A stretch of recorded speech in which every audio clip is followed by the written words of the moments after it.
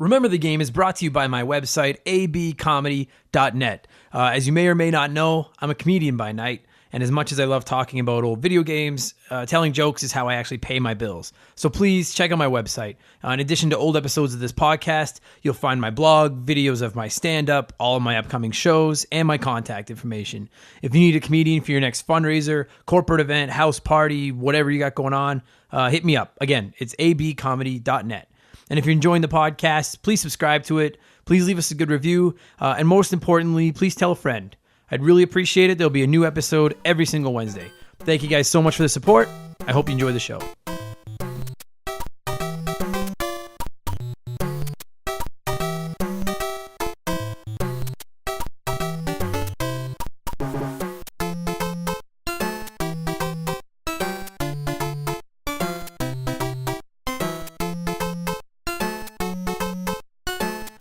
What's up, everybody? Welcome to Remember the Game. My name is Adam Blank, and this is my retro gaming podcast. Every week, a friend of mine will come over, and the two of us will sit down like kids on a playground in the 90s and just talk about a video game we love from yesterday.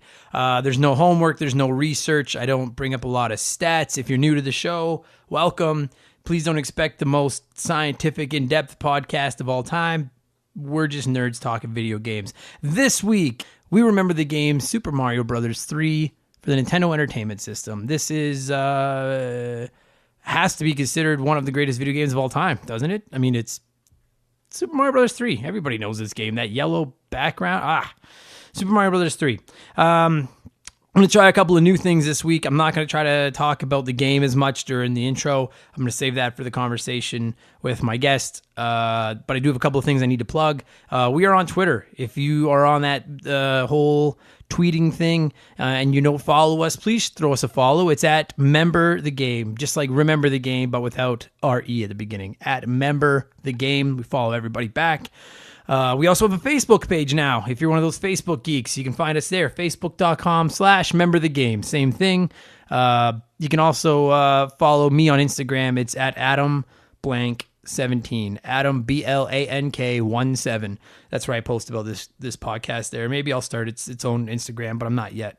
I want to try something else new and just kind of quickly talk about the games I'm playing this week before I get into the remembering. For those of you that don't know, I recently became a single console gamer.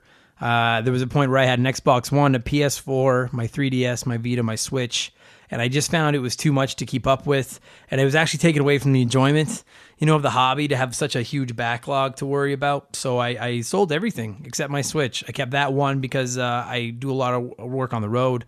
I'm not home very much, and it's the perfect compatible little system. So I love it. I love the Switch. So if you're not a Nintendo Switch gamer, this segment may not do much for you, but it's not going to be a long segment. So see how it goes.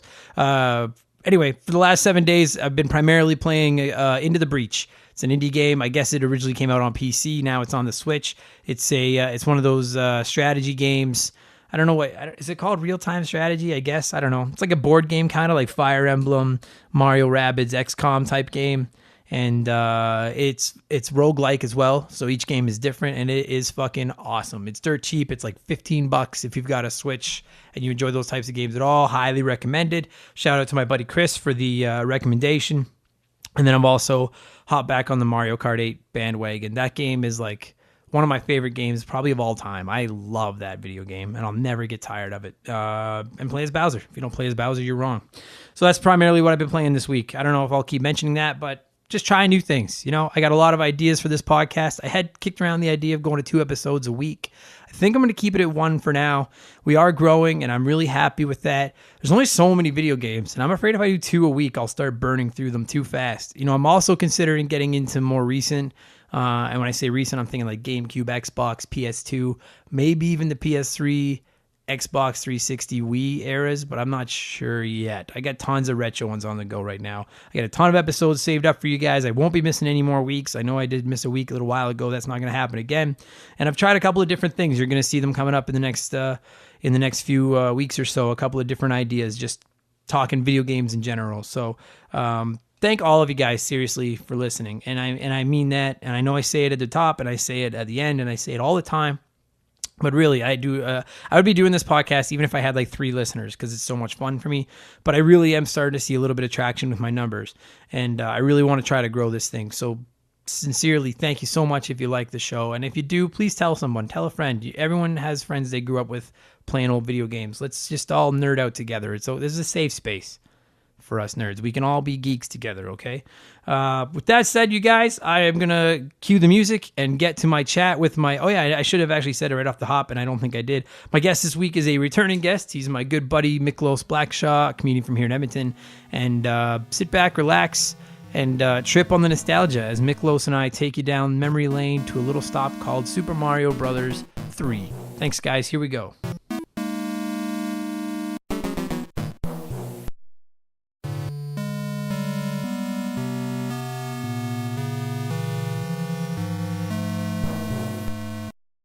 So this one, I don't know how long this one's going to go. I've only ever done one other NES game, and honestly, after about 15 or 20 minutes, you kind of run out of shit to talk about, because they're not the deepest games in the world. Oh, man, this actual game had a ton of shit in it, though. That's true. It was one of probably the biggest Nintendo games for a while. Oh, okay.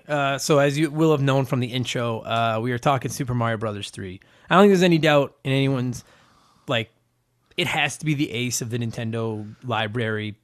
To me, the only possible game you put ahead of it is Legend of Zelda. Oh, even then, man. And that's only if you're like a diehard. I'm like, it's like Super Mario Brothers 3 was gaming perfection. Everybody fucking had this game. Everybody has this this game.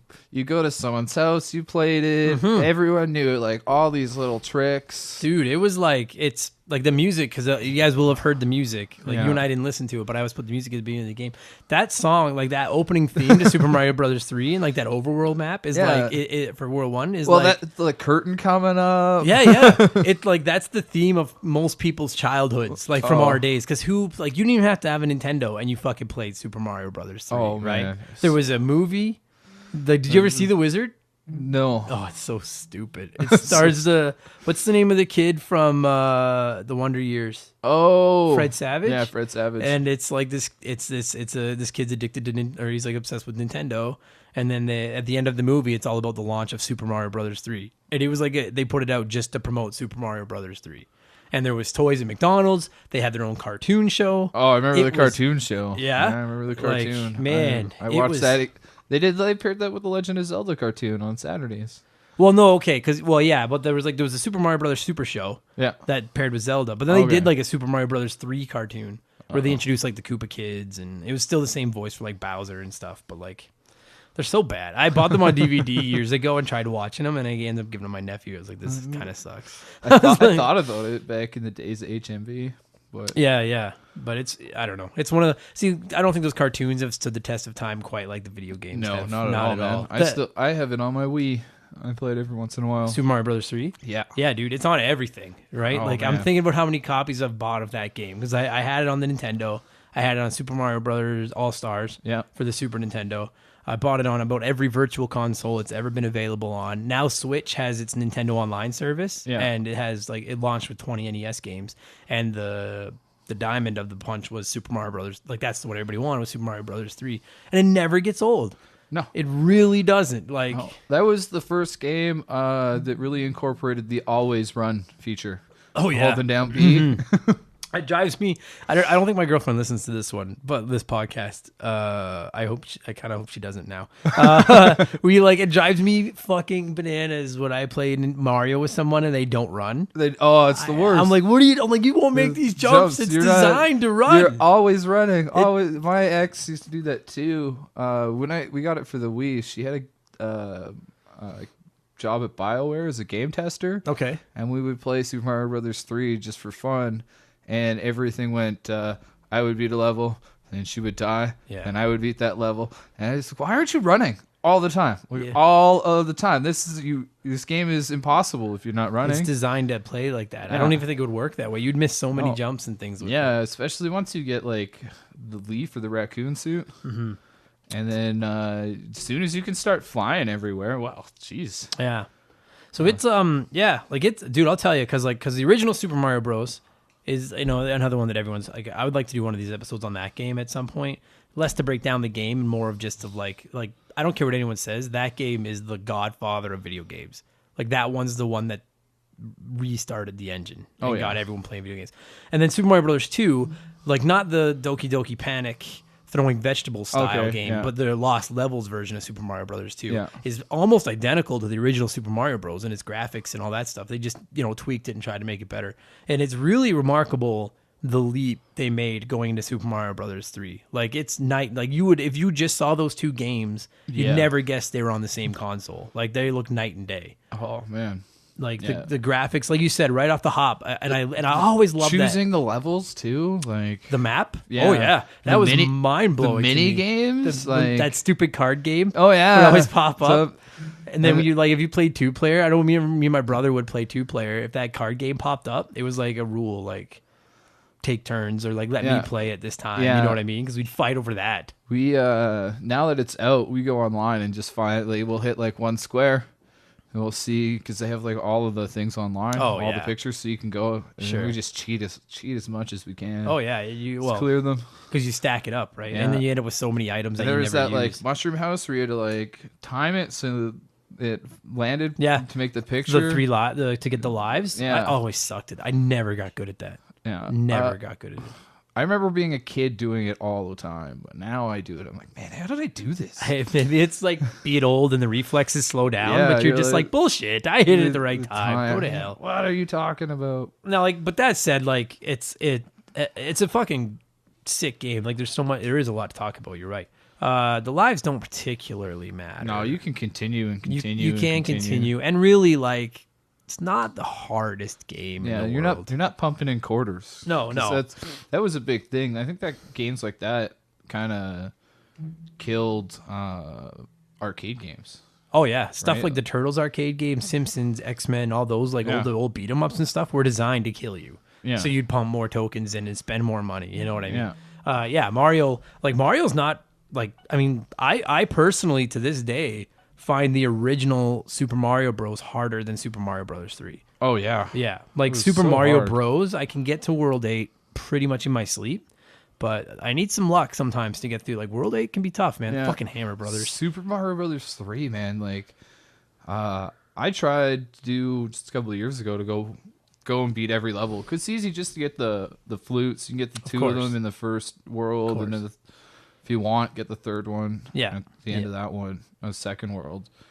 And it was easy once you get going. Well, yeah. And then you're like, warp into level 8. Yeah. That's the thing. That's one of the things about Super Mario Brothers 3 is like, and I was thinking about this today as you and I were prepping for this podcast, like World 1 to World 4, I know like the back of my hand. Yeah. Like the regular world, desert, water, giant. Giant world is the supreme. Like everyone, that first time you go to Giant World is awesome every time, right? Yeah. It's the coolest thing. It's so much fun. But 5, 6, 7, 5's the one with where you gotta like climb the tower. And then you play a second half of the world. Yeah. Yeah. And what always fucked up me and my friends when we played that is someone would have to continue always in that world, and then you'd have to do that level again where you had to like go up climb the tower, yeah, which I thought was really cool. Like, and honestly, as a kid, I didn't really even clue in that's exactly what you were doing. And now, like you look, it didn't take me that long. And then you look at it and you're like, oh yeah, so the end of this first half, because you'd start the first half of World 5 and you're like, where the fuck's the castle? Like, what the fuck? Like, what is this?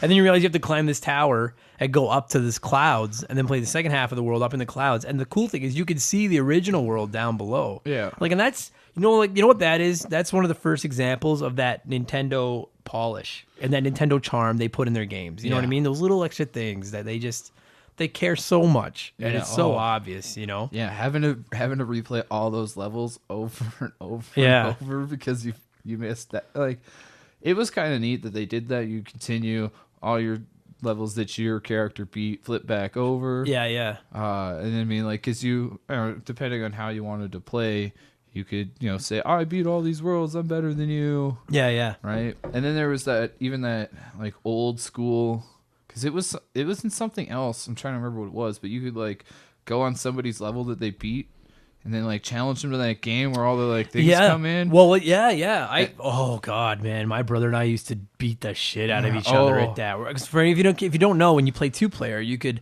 Yeah, I can't remember if it was you had to go to a level someone beat or go to their space or something. Level they beat, and you could challenge. You could challenge them, and then what you could do is actually battle for the cards. Yeah. That you got at the end of the level. You could steal each other's cards, which was kind of neat too, because you could be like, "Hey, man, I've got a flower and you've got a star." And we each have one of them, and we could just be like, "Hey, man, you want to trade? Yeah, like, you need more lives. I'll give you my star." You could work together if you wanted to, or you could completely fuck each other over. I'm stealing all your lives. And you know what I didn't realize until years later when I played it? That was based on the original Mario Bros. Yeah, like the original Mario Brothers game, which I had no idea. I never played that as a kid, and I was like, "That's pretty." That's just another little thing Nintendo does, where they're like, even back then they knew like. This catalog they have of games, you know what I mean? I thought having the ability to get like a cache of items so you could start a level with something was amazing. And it like, I'm like, because I would always save them. Yeah. Like save them, like, I mean, the first 4 worlds, you don't need any of them. Maybe you'd use like a star to get by like a Hammer Brother, or like if you were little, you get by one of the big Hammer Brothers or something. And then even World 5, the only levels, I remember World 5 starting to get a little tricky when you were up in the sky, and there were those fucking flying fireball spitting cannonballs with the fire tails that would follow you around. Oh god, like, well, even just making some of the jumps too on those levels, like having the raccoon suit where you could just kind of like float down, or not have to worry as much about making a jump. Yeah. Like, that's where it started to come in handy. There's a level in 5 where you have to jump from the red beetles to the red beetles. That's fucking hard, man. Like, I find that hard now. As a kid, that was P-Wing shit. Oh, yeah. I was like, let's skip this one. Let's skip this one. Let's see if we can get out of here. And then once you get into 6, where it's ice. Oh, that ice level was crazy. That's when shit starts to pick up. And you get into the second half of that map, like when it goes to the, like where the screen would slide over and you get to the second half. I remember there being like a maze level in there that I would always get fucking lost in. But like, that's where it got hard. And then if you got through World 6 and you went to World 7, the Pipe World. With all the Hammer Brothers stuff. Oh my God. That's where you got the Hammer Brothers suit. Yeah. That was nuts. You start throwing hammers at everything. That was so much fun. Screw fireballs. I want to throw hammers. Yeah. And honestly, like, it kind of sucked. Like, it was hard to aim. They didn't. They just went up. It just looked cool. It just looked cool. And then by the time you got to World 8, like, that's where you had to save your power. Like, if you burned your power ups early, you're fucked. You're going to need them in those later worlds. There's like the one part with like the bridge, and like you go across, and it'd just be like a random level. Or those hands would pop up and grab you. Oh, fuck. Right, but you'd go across, and there's all these spaces, and you'd be like, "No, you're gonna actually have to play this level." Yeah, and you're like, "What's going on?" And it was so random. And it was never the same. It was great, and that's where I was gonna go with that. Is like, because I was bad as a kid, you'd use the warp whistles. Yeah, and then I'd skip 5, 6, 7 for sure. Oh yeah, and so I'd end up in Dark World, World 8, and which was fucking hard. And like, so now as an adult, whenever I do play Super Mario Brothers, I don't even collect the warp whistles because I'm like, I'm not like. In hindsight, it was kind of cool that they were in because you couldn't save your game back then. That's a long game. Like, to play that in one, like to play the original Super Mario Brothers in one sitting. All eight worlds too. Yeah. You're not doing it. No, like it's an afternoon. I remember leaving my Nintendo on. I was gonna say the same thing. It's like put something in front of it, so my mom thought it was off. Turn the TV down. That's what you would do. Is you turn the TV off, put something in front of the Nintendo so it didn't look like it was on, and then like when you had to go for dinner or whatever, and then go and do. Oh man, I gotta go to bed. Yeah. And like in hindsight, it's probably terrible, but yeah, because it was like I'm not starting over. I put like 3 hours of work into this. Yeah, man. So it was a long game, man, but it was like some of the hidden stuff too, like the ghost ship. You remember, like, I was just thinking about that on the way over. I was like, man, we used to try so hard to get those ghost ships because you had to get, like, depending on what worlds you were finishing, and it wasn't every time. It was like random. Yeah, you wanted to get, like, if you were in the first level of the world, you wanted to get 11 coins. Finish it with 11, and that was the ship that would show up that was covered in coins. Yeah, okay. Because when you first said that, I was like, no, I don't. But yeah, I do remember that. Yeah, and they had one of those for every world. Yeah. And then trying to figure out, like, even like later on how to keep getting them. And like you mentioned earlier, dude, that there was alternate paths. It wasn't just level 1, level 2, level 3. Like, we'd never really seen anything like that before in a platform. Like, it's obviously like commonplace now. Yeah. But at that point, it was so cool to know that you could skip levels. And you're like, this level's hard. I'll go around this one. And like the item houses and the games that you could play, and you could, it just in World 3 you could use the hammer and then get in the canoe and float over to like the left 2 screens and get a ton of like item houses and stuff. Like it was just so big. Like even by today's standards, it's not a small game. No, not at all. You know, like today's standards, man. I'm so lucky you can save on the Wii. Isn't that the truth, man? Yeah. Fuck me. Hey, man, you can save now. Oh, sweet. They put I'm save doing states. that. That. And I think that's where I was going to go with the warp whistles, is I do think maybe that was part of their design philosophy, was just like, we can't save. It's a long game. It's a long game. The whistles weren't hard to find. Like they were in the there's the one where you had to know the trick, right? Like you had to sit on the... Duck on the white block. And then you could go behind everything. Which was so cool, too. It's like, well, you can do this? And then as soon as you figured it out, like, well, where can I go with this? Yeah. But it was like, I remember that being like the first big like schoolyard game rumor. Like that's one of the earliest memories of that, is like, so we talk about that, like Nintendo at school, Super Mario Brothers 3. And then that's what we would talk about, is how to get the warp whistle. I didn't know that third warp whistle existed forever. With the hammer in World 2, where you go to that. I had no idea. And then finally, when my friends told me about it, and I didn't even believe them. And then I tried it and was like, oh my God. What do you need 3 for? Yeah, that was it. Yeah. And then you do like the trick where you use 2 of them, right? And then you'd go, because if you're in World 2 and you use it, then you go to 4, 5, 6. Yeah. You go to any of those, use the warp whistle, you go to 8. Yeah. And you're like, what do I need the third one for? Yeah. And you're like, well, maybe. And you use it in 8, you just go right back to 8. You're like, It's just cool to get it. It was, and then that's something else I wanted to talk about, and you mentioned this earlier, is the fucking power-ups, man. Because it was like, see that, like, I mean, the original Mario had the mushrooms and the flowers and the stars. And then in Mario 2, there really wasn't anything. There was just the stars, really. But then in Mario 3, it was like, because Nintendo now has had so many fucking crazy mushrooms. Like you become a cat, you become a spring, a bee. There's all these fucking crazy things. But Mario 3 was the one where they were just like, let's fucking turn it up to 10. Yeah. And because it wasn't, you could be a frog. Yeah. So like, because there was the mushroom and the flower, which were cool. The leaf, which is like, for my money. Okay, so I was gonna say it's the best power up ever, but I still think that the cape from Mario World, it's the same thing. It is, but the cape you can fly over a whole level.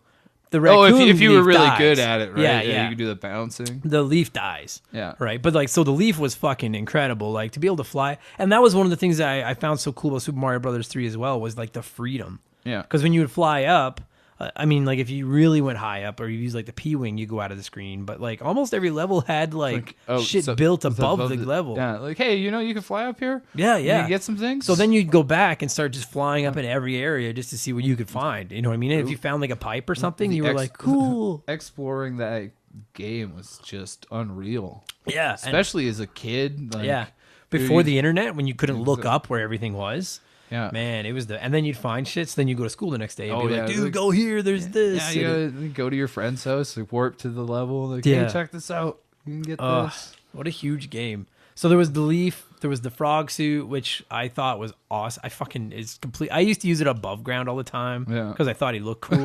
And like really looking back on it, it's pretty shitty item above ground. It made it harder for some things. It did. Oh yeah. So I was thinking about that. So like we had a Game Genie when we were kids. Okay. And one of the codes you could put in, because the Game Genie came with this huge book of codes, right? And one of the codes you could get for Super Mario Brothers 3 was you could constantly keep a power, and it was like hammer suit, frog suit, leaf, whatever. Yeah. And no matter how many times you got hit, you'd never lose as the item. And so I used the frog suit one time, and I was like, I want to play the whole game as the frog suit. And you hit a point, and I don't remember where it is. I want to say about World 5.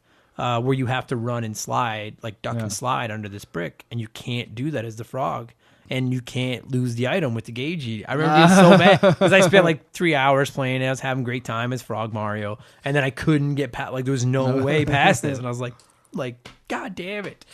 But the frog suit, like underwater, was it was amazing. The bee's knee. I almost felt like he was cheating. I mean, like it was too easy, like just up, down, left, right. It was so easy. It reminds me, like in other Mario games, when you could hold something, like in Super Mario World, where you could hold like the key or the POW, and you could run, and it just like always floated you. It was like having like a wakeboard or something, and you would just like glide around on it.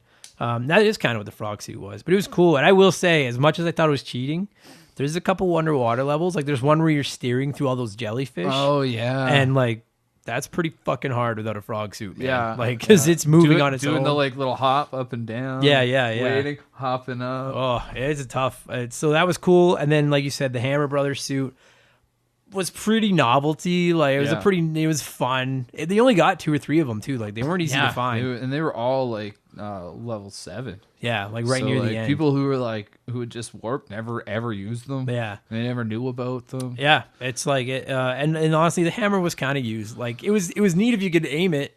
Well, but it didn't aim very well. There was 2 if you beat the game the first time, and you started a new game. You would have an item, like your whole items list would just be power wings. Oh, I didn't know that. And then if you beat it again, then you get like a whole new set of things. So we used to like try and go as far as we could. I had no idea about that. Yeah. Wow. Fuck, game's been out for like 30 years. And I'm still learning things about that game. I didn't know that. So is there one where you get all hammer suits? I assume. I don't remember getting beat the that game far. a dozen times and you can have all hammer suits. You have all hammer suits. You just like crush in the first level. Just And then it gets I don't know. They were cool though. He looked so cool in that. Could you imagine fighting all the bosses with like the hammer suits? Yeah, you could like throw. I wonder how fast a hammer suit kills one of the Koopa kids. Yeah, I wonder. No, I'm sure someone listening to this is like, it's 3 hammers, you stupid fuck. But like, just like you were with our Pokemon episode, you're like, don't do that, yo. Oh man, when you guys were like, stones are useless, I was like, I hate you so much because they're so useful. Because you'll be power leveling someone, and you'll be like, man, I gotta get this move. Because sometimes you can only get them if you leveled up one of the guys to a certain point. Right. And there's lots of them are really good moves. So right. I don't know. I'm sure almost every episode of this, someone has been listening and been like, no, because it's the game they know better than anybody. Super Mario Bros. 3, I didn't know that. So there was the Hammer Brothers suit. There was actually my favorite power up from Super Mario Bros. 3 is the Tanuki suit. Just because I think he looks so fucking cool in it. Because it looks like this giant onesie that he barely fits in. Yeah. Because he just looks so fat in it. And it was basically the raccoon suit, but then you could turn into that statue. Oh yeah, that was really pretty useless most of the time. It was pretty hard to use. It was for like, I want to say like ghosts and anything that like there were a couple levels where things would be coming at you all the time. It had the odd moment. So you'd be like, oh man, I'm going to be stoned. I'm going to get hit with a bullet or a bomb. Yeah, yeah. Like, oh, cool. Now it's done. I'm going to keep moving. I just thought he looked like it. To me, that's the most out there power up. Like, I've read stuff where like they wanted to put a thing where he would turn into like a minotaur and stuff in this game, and they just couldn't make it work. The Tanuki suit, like, I mean, you have to wonder what you're smoking to come up with any of the stuff that goes into a Mario game. But the Tanuki suit was just like, so what is it? Okay, well, basically he's gonna wear a raccoon's fur, and it's gonna look like he just pulled it over himself, and it barely fits. But then if you hold down and hit the button, he will turn into a Buddha statue, and then nothing can touch him. And they're like, yeah, that makes perfect sense. Yeah, let's do that. You know. So, but also he can fly. He can fly, just like if he had the raccoon tail. I just thought he was a cooler looking version of the raccoon suit. Like, I love the Tanuki. That was a suit. hard thing to get as well. What's that? The Tanuki. Yeah, there wasn't a lot of those either. No. And then there was the P-Wings, which were basically just like cheat. Yeah, they were basically hey, like, skip a level. Hey, you can't beat this level. Use this because there was the cloud too. Oh yeah. But the cloud fucking sucked because if you skipped a level and then couldn't beat the next level, then you had to go all the way back. Yeah, and then you were like, God, no, now I'm out of cloud. Well, it was kind of neat. We used to use it for things like, you know, to get an item.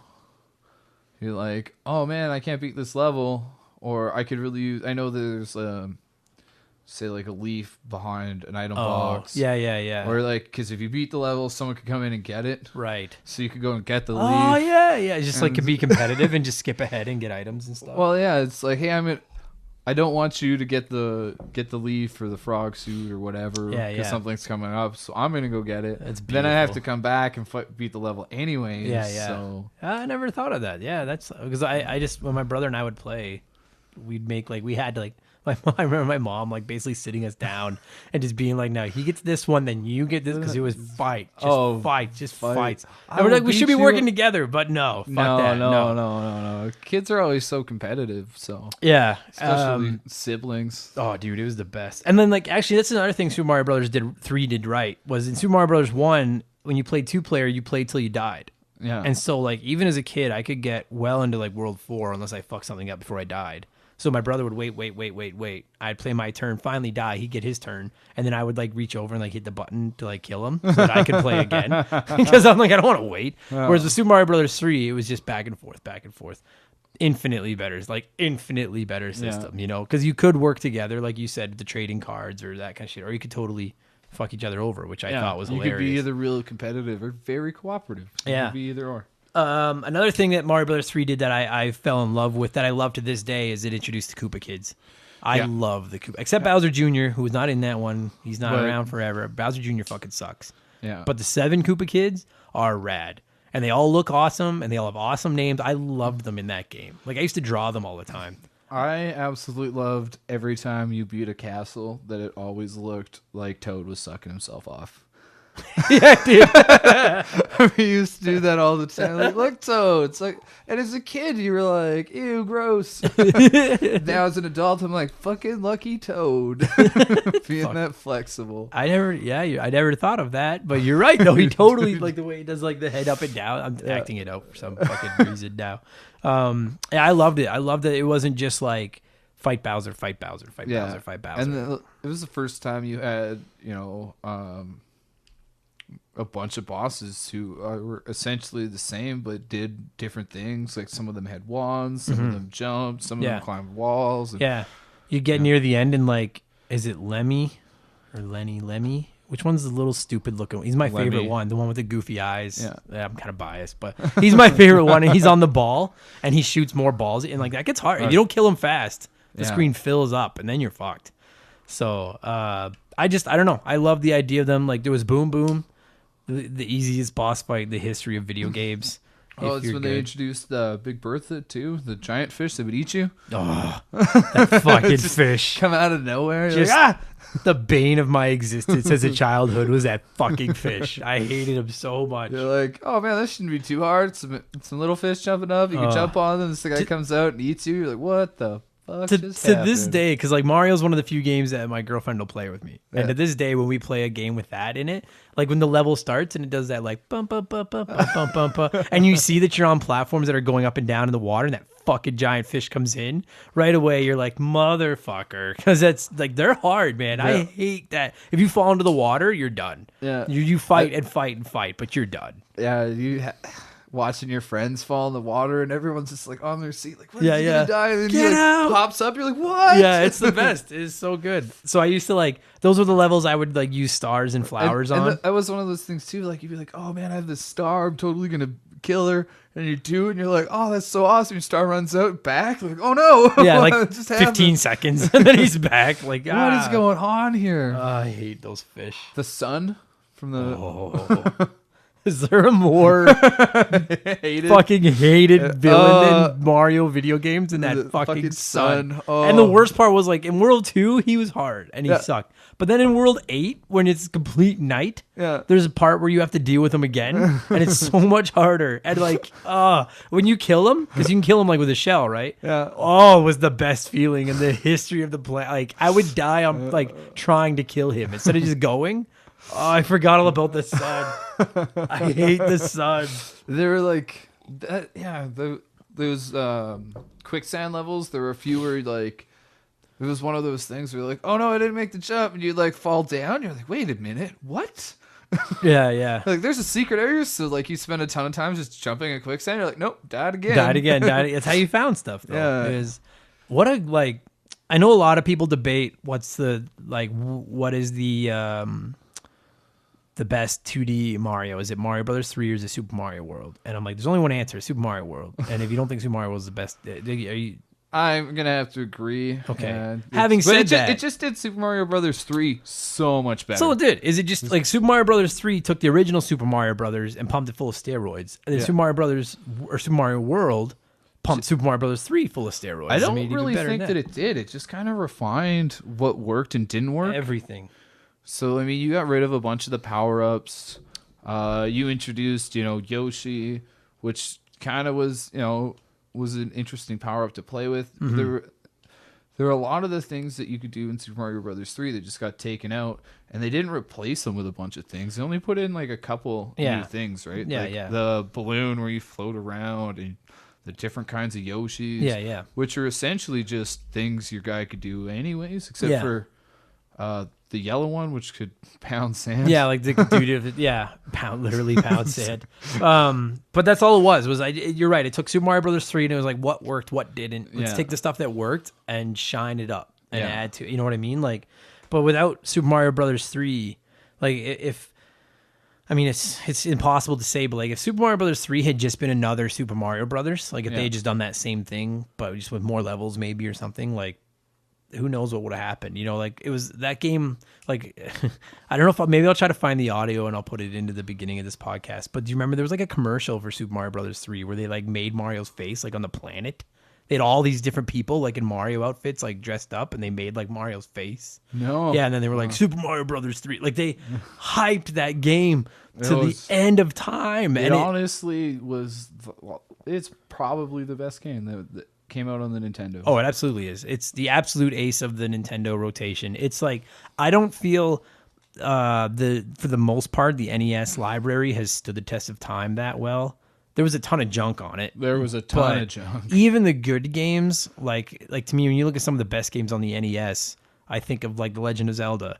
I think of like the original Metroid, Castlevanias, the Ninja Gaidens. I played a lot of Castlevania back in the day. I don't remember anything about it. No, but like I've played some of them again on my NES Classic, and they're fun to play. Yeah. But like the Super Nintendo versions of almost all of them are the definitive and better versions. You know what I mean? They had more to work with. They did better. Yeah, the very first Final Fantasy. The first Final Fantasy. One of the first games you could actually save on. Yep, that's right. Same as Zelda. Yeah, being able to save on Zelda, like it would have been impossible. Without it. You could. There's no way you could play Final Fantasy without saving. But when I look at the original Nintendo, I'm like, Super Mario Brothers 3. It's absolutely stood the test of time. It's the absolute ace of the road. Like for my money, Mario Brothers. Like I would say all three of the Mario Brothers games from the NES stood up pretty well. Mario Brothers 3 is the best one, but they all stood up. I think Punch-Out stood up. Punch-Out, The Mega Man games. I personally am a big fan of Micro Machines. I don't know if you ever played that. Yeah, I played Micro Machines. That was a good game. That was a hard game to beat. It was because you had to start with like... that was one of those ones where you pick a good character, and then you had to race against all the good characters at first, and as they slowly dropped out, you had to replace them with slightly better characters until you're only fighting. Because no matter what happened, the levels got harder, but also the computers got harder. Yeah, that's right. Yeah. So eventually, you're fighting like racing the three worst guys. Yeah. Trying to make it through. It was like, there were some good games on it. There was a lot of garbage, just not a lot of games that stood up. And like, I think it's funny because I don't know if there's another console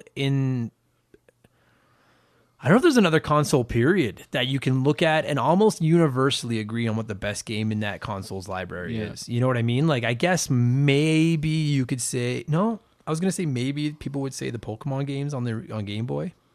But if you're not an RPG person, you don't like Pokemon, then it's, I just think that, like, to me, there's no argument. Like, I bet you if you asked 100 people, 90 plus would say the best game on the NES is Super Mario Brothers 3. Yeah. Like, they have to. That game, and I'll repeat this for our next podcast, that game single-handedly destroyed the launch of the Sega Genesis. You're not wrong. You're not wrong. It was that good. It was that good. It stopped the launch of a new game system with better graphics. Mm-hmm. That's how good this game is. It was fantastic. Okay, we'll wrap this one up and get into our other one. What would you give Mario Brothers 3 out of 10? Now or before? I would say now. That's still I would say 8.75. Yeah. I'll still play that game. Yeah, I'll give it a 9. It's still better than platforming is my favorite genre. And it's still better than a ton of platformers that come out today. I think it's better than the Super Mario Brothers Wii. Even though you could have 4 people. I could live with that. Yeah. The jumping on each other. The new Super Mario Bros. Or whatever. Yeah. When you jumped on each other. As far as 2D Marios go, it's definitely. It's still number 2 right behind Super Mario World, but they're 1A and 1B. Paper Mario. It's been forever since I played Paper Mario. Paper Mario's pretty good. But as far as just the regular platformers go, it'd be it's untouchable. It's so good. It still looks good to this day. It's perfect. Go play it. Everyone that's listening to this has played it. If there's one game in all of the episodes of this show we're gonna do that I'm sure everyone has played it, it's Super Mario Brothers 3. But go play it again. Yeah, play it. Go play it again because it's fun. I might do it when I get home. We'll see. I'm actually jonesing to play it now too because it's perfect. Beautiful. Thanks, buddy. No problem.